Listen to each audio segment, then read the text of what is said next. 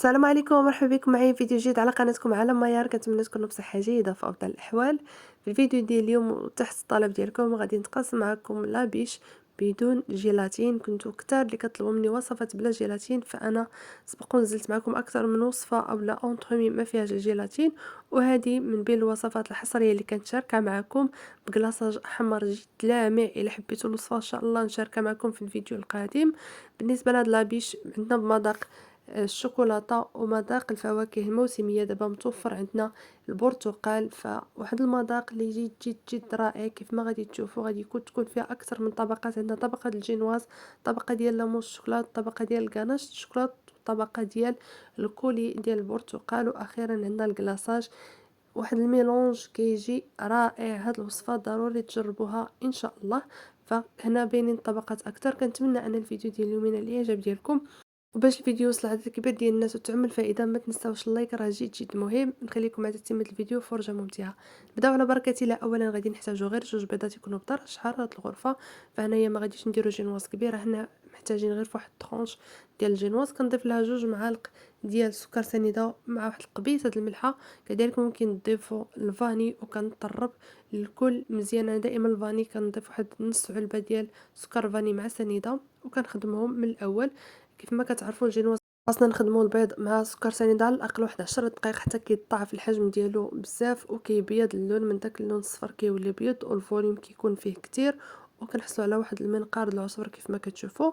بما ان لونطرومي عندنا فيها واحد الطبقه ديال البرتقال، كنضيفوا واحد المعلقه صغيره مع مرج ديال قشور البرتقال. وغادي نحتاجو هنايا 3 المعالق كبار ديال الدقيق خاص بالحلويات.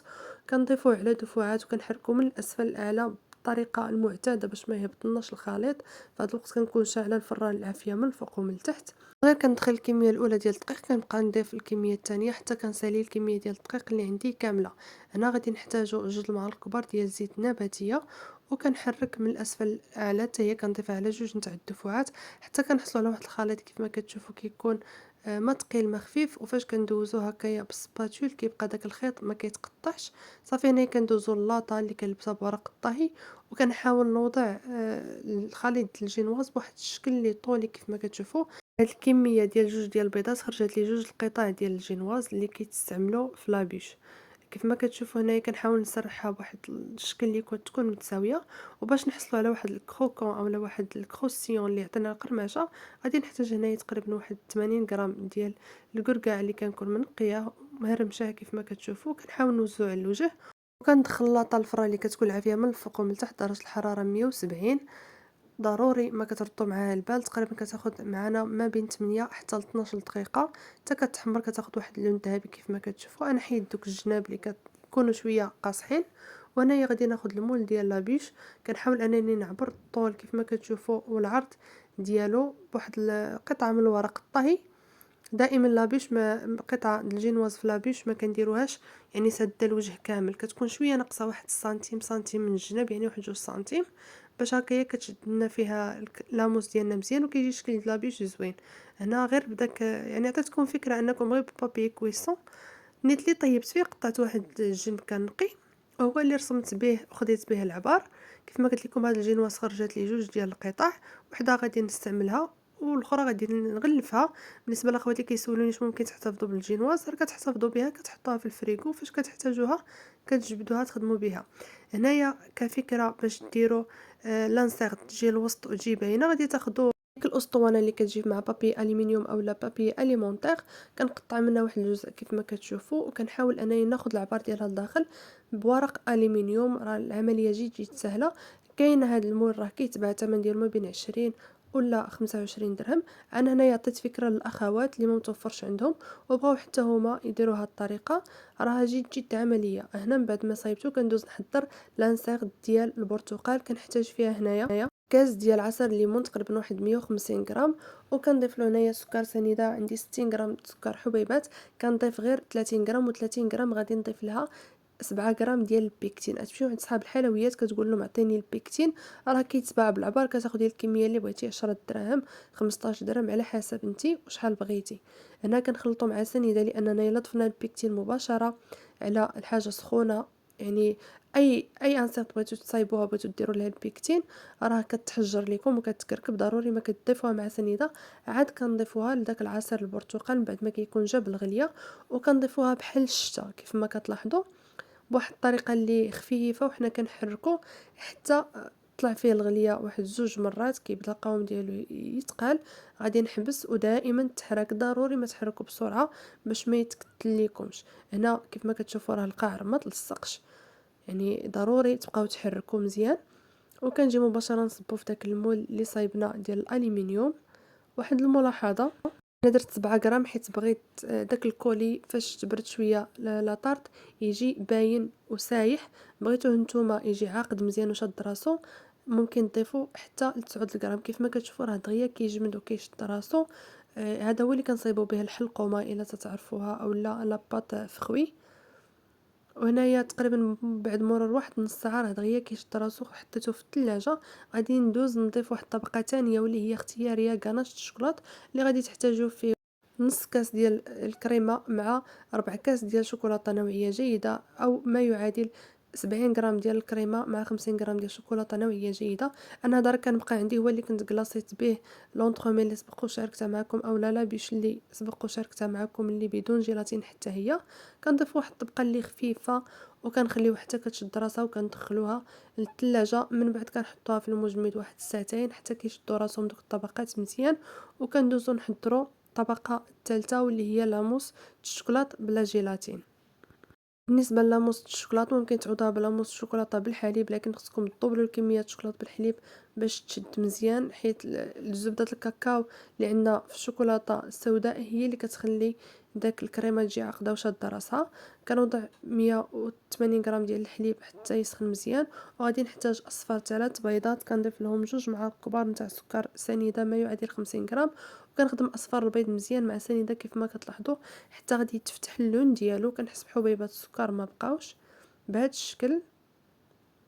وهنايا غادي نوريكم نوعيه الشوكولاته. انا هنا كنستعمل دائما اكثريه ايكبيل، استعملت هادو اللي كيكونوا اقراص، ممكن تستعملوا اي نوع متوفر عندكم. هنا عندي 210 غرام شوكولاته نوعيه جيده، وكذلك ممكن تستعملوا هاد الشوكولات اللي كيكون هكايا كيتباع في الاسواق الكبرى اولا في المحلات. فكتقراو العلبه تقريبا هذه فيها 120 غرام. غادي تحتاجوا هنايا واحد جوج ولا جوج لارب، غادي تحتاجوا وحده كامله وحده تحيدوا منها واحد الربع. وهنايا نبدا نضيف داك الحليب من بعد ما سخن مزيان، كنضيفو على دفعات وكنحرك مزيان باش ما يطيبناش البيض. الاخوات اللي كيقولوا لي لا ما بغيناش الكريمه الانجليزيه حيت فيها البيض راه كيجي فيها النكهه البيض، صدقوني راه من ألذ لي موس اللي ممكن تاكلوهم هما اللي كيديروا بلا كريم انجليز. علاش كيجيكم ريحه البيض؟ اولا ما كتعزلوش الصفر على الابيض مزيان، ثانيا ما كطيبوش الكريمه الوقت الكافي، يعني دغيا كتزربوا عليها فوق النار. الكريمه كطيب جوج طرق، اما كتنقصوا لها النار مع التحريك، اولا كتجهدوا النار وكتخدموا بالفوي، ولكن هذه كيديروها الناس اللي كيكونوا شويه متمكنين في هذا الدومين. ثالث حاجه فاش كنقول لكم فاش كنضيفوا الحليب سخون نحركوا بسرعه، راه ماشي غير هضره، ضروري خصكم تحركوا بالزربه باش البيض ديالكم ما يطيبش، ما يطلق لكمش ديك الريحه وما يجيكمش تكتلات في الكريمه ديالكم. كنتمنى ان الفكره تكون وصلت. هنا عافيه مهيله، وكنبقى نحرك بهذه الطريقه كيف ما كتشوفوا حتى كيبداو يبانوا لي جنيبات كيتلصقوا كيف ما كتشوفوا في الفيديو. هنايا صافي كنزيد عليها واحد القسم، من بعد كنحيدها على النار. فهاد العمليه كامله كتاخذ لنا واحد 3 ديال الدقائق باش كنختبروا الكريمه ديالنا. فاش غادي نهزو بالسباتول كندوزو الاصبع ديالنا بهذه الطريقه، وكنحصلوا على واحد الفرق اللي فيه الخطوطه ما كيتلاقاوش. ما خصش الكريمه ترجع تجمع، هنا كنعرفوها صافي راه نضجات. كندوز مباشره نضيف لها الكميه نتاع الشوكولاته وكنخليها واحد القسم. من بعد كتاخذ ديك الحراره مزيان الكريمه، عاد كنرجع نحركها. فبالنسبه للباتيسري راه واحد الدومين اللي كبير، وكل ما كنزيدو نتعلموا معلومات. ما كاينش شي واحد اللي متعلم كل شيء، وانا معكم كنبارطاجي التجربه وداك التجربه ودوك المعلومات المتواضعين اللي عندي. وفي نفس الوقت كنزيد نحاول انني نطور من راسي، حيت هذا الدومين كيف ما قلت لكم راه دومين كبير بزاف. المهم كنتمنى ان النصائح ديالي تعملوا بهم وان الفكره تكون وصلت. هنا غادي نحتاج الكريمه السائله.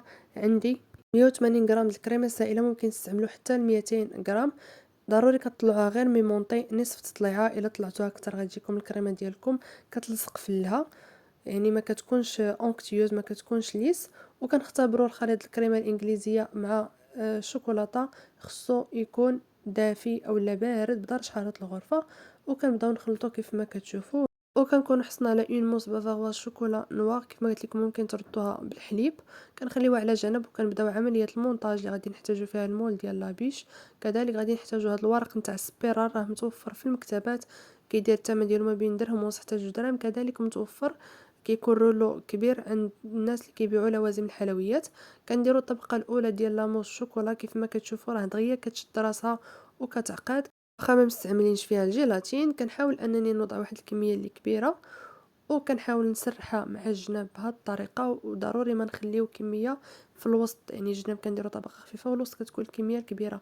شوفوا لي هنايا لي زانسيغ ديالنا كيفاش كيكونوا كريميين باش زوين. فاش كنستعملوا البيكتين ما كنحصلوش على ديك الطبقه اللي كتكون قاصحه اولا فيها الثلج. سبق شاركت معكم اكثر من انسيرت، ولكن خصها هذيك حتى كتبرد لونطرومي كامله كتطلق عاد كتجيك زوينه في الماكله. اما هذه اللي كنستعملوا فيها البيكتين كتجي خياليه.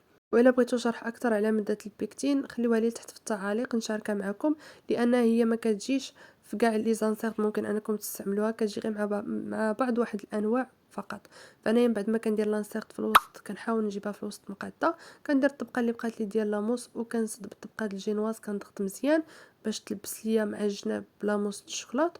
وغادي نسقيها كما العادة بالحليب. دائما كنسقي أنا بالحليب في الجو بارد، لأن في الصيف الحليب كيحمض. هكايا باش كنضمن ان الحلاوه ديال لونطرومي كتكون ناقصه. وغادي نغلفها مزيان بابي اليمونتير وكندخلها للمجمد 24 ساعه او على الاقل واحد 8 ديال السوايع. هنا لا غد ليه في اليوم الموالي كندوز عليها مجفف الشعر مع الجناب شويه باش يطلقوا، لان عندي الثلاجه اولا المجمد مجهد بزاف. وراه كتحيد معكم بكل سهوله كيف ما كتشوفوا. داك السبيرال هو اللي كيعطينا الوجه مقاد كيكون مفيني كيف ما كتلاحظوا ديال لابيش ديالكم. وغادي ندوزو للعمليه ديال الكلاصاج. بالنسبه لهذا الكلاصاج راه انا سبقت شاركت معكم اكثر من وصفه ديال الكلاصاج، وهذا واحد الكلاصاج جديد. دائما كنخدم انا على حسب المكونات اللي كيكونوا عندي في الدار. ما كانش عندي متوفر الحليب محلى المركز وما استعملتوش في هذا الكلاصاج، استعملت قياسات او عبارات جداد وكانت النتيجه خياليه كيف ما كتشوفوا. باش تحصلوا على هذا اللون الاحمر وباش يجيكم هكايا لامع وجميع النصائح ان شاء الله غادي نشاركهم معكم في الفيديو المقبل. وصدقوني ما غاديش تندموا ملي تجربوا هذا الكلاصاج. فممكن انكم نتوما توظفوا فيه اللي حبيتو، لكن صدقوني اللون الاحمر لا يعلى عليه، كيجي زوين في المنظر. وكنخلي لابيش حتى كتخطر مزيان داك الكلاصاج كيشد راسو. ومن بعد كندوز نحيد دوك الجنيبات كيف ما كتلاحظوا. هذه هي الطريقه انني كندوز بالسباتول وكنجر للداخل باش يبقاو لي الجنيبات مقادين. وغادي ندوزو للمرحله ديال التزيين اللي صراحه انا كنوصل حتى للتزيين وكيتخلطوا لي الافكار. دائما كيكون عندي واحد الستيل واحد الشكل انني غادي نزين لونطرومي بديك الطريقه، كنسق دايره شكل اخر اولا ما كتكون عندي حتى شي فكره. وكنبقى هكاين نحاول نفكر حتى كنخرج شي فكره اللي تجي مزيانه. فانا بالنسبه لهاد الجنيبات راني صايبتهم بنفس البابي سبيرال اللي درت لداخل، حتى هو قطعته على داك الشكل ودرت فيه الشوكولاته. وهنايا عندي لي ماكارون، عندي لي ميغانغ اللي تما مشاركاهم معكم، غنخلي لكم الروابط لتحت في صندوق الوصف. فكنتزين بسيط سامبل لان اللون الاحمر كيجي عاطل العين ما كيحتاجش كتر تزيين. فانتم ممكن انكم تزينوا بالطريقه ديالكم وتعطيو شكل حسن من هذا اللي تشاركت معكم. هنايا الجنيبات دوزتهم بالقليل من جوز الهند. ممكن استعمال اي حاجه تذوقوا بها الجنيبات، الفيوتين او لا شوكولاته بيضاء اللي كتباع عند صحاب الحلويات. فالتزيين كيبقى على حسب الرغبه ديالكم. ولكن راه اللمعه كنرجع لها مره اخرى، اللمعه اللي في هذا الكلاصاج شي حاجه اللي واو. واخا لونطخومي بقات يومين في الثلاجه بقات محافظه على ديك اللمعه بحال عاد اليوم تكلاصات. كيف ما كتشوفوا هنا هي الطبقه ديال لونطخومي، داك المزيج نتاع البرتقال مع الشوكولاته، واحد المزيج من عالم اخر. البنات اللي مازج عليهم البرتقال غير جربوا هاد الميلونج، اولا اللي عزيز عليهم البرتقال جربوا هاد الميلونج. راه شي حاجه اللي بزاف صراحه. كيف ما كتشوفوا داك الكولي كيجي رطب كيجي معلك، شي حاجه اللي زوينه. ما تنسونيش من التعاليق ديالكم. استودعكم الله.